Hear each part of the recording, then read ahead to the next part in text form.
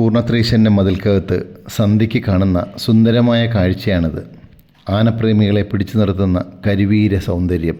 എത്ര കണ്ടാലും മതിവരാത്ത കരിവീരന്മാരെ നിരന്ന് കാണുമ്പോഴുള്ള കൗതുക കാഴ്ച. തെക്കു പടിഞ്ഞാറൻ തിരുമുറ്റത്ത് ആനകൾ അങ്ങനെ നിരന്ന് നിൽക്കും.